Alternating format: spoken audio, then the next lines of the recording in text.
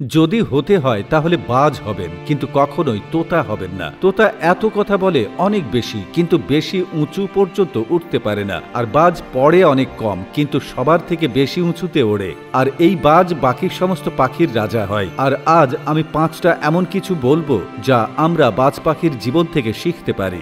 1 নম্বর, বাজ পাখি একা ওড়ে আর বাকি সমস্ত পাখি থেকে বেশি উঁচুতে ওড়ে। বাজ পাখি একা উড়বে, কিন্তু কখনো ছোট কোনো পাখির সামনে উড়বে না। বাজ সবসময় হয় অন্য বাজ পাখির সামনে উড়বে অথবা একা উড়বে। আর এখান থেকে আমি শিখতে পারি যে যারা ছোট চিন্তা করে তাদের থেকে দূরে থাকুন, বরং একা থাকুন, কারণ তাহলেই আপনি নিজেকে জানতে পারবেন। নাম্বার 2, বাজ পাখির লক্ষ্য স্থির হয় এবং সেটা অনেক বেশি স্ট্রং বা শক্তিশালী হয়। বাজ পাখি ওর শিকারকে 5 কিলোমিটার দূর থেকে দেখতে পায়, আর যখন একবার লক্ষ্য ঠিক করে নেয় তারপর রাস্তায় হাজারো বাধা আসলেও লক্ষ্য পূরণ করে। আর এখান থেকে আমরা এটা শিখতে পারি যে জীবনের লক্ষ্যকে ঠিক করুন, আর এটাকে পাবার জন্য যত বাধাই আসুক না কেন পেছন ফিরে আসবেন না।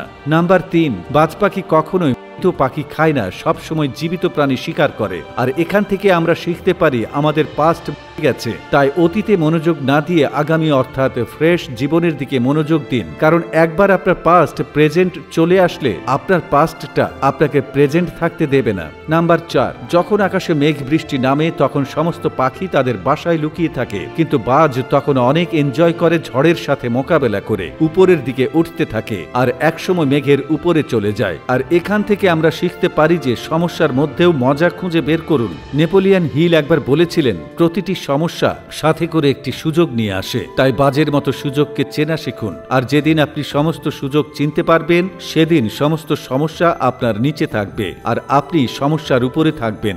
নাম্বার 5, বাজ পাখি বাসা থেকে নরম ঘাসগুলোকে বাইরে ফেলে দেয় যাতে বাজ পাখির বাচ্চা বেশি আরাম না পায়, কারণ সে যদি বাসাতেই আরাম পেয়ে যায় তাহলে সেখানেই থাকতে চাইবে, কিন্তু বাজ সেটা হতে দেয় না, কারণ এই পাখিরা জানে there is no growth in comfort zone. আর আমরা মানুষ হবার পরও এটা বুঝতে চাই না আমি যত বেশি কমফোর্ট জোনে থাকবো তত আগামীর জীবন বেশি আনকমফোর্টেবল হয়ে যাবে। তো বন্ধুরা, এই ছিল 5টি শিক্ষা যা আমরা একটি বাজ পাখির কাছ থেকে শিখতে পারি।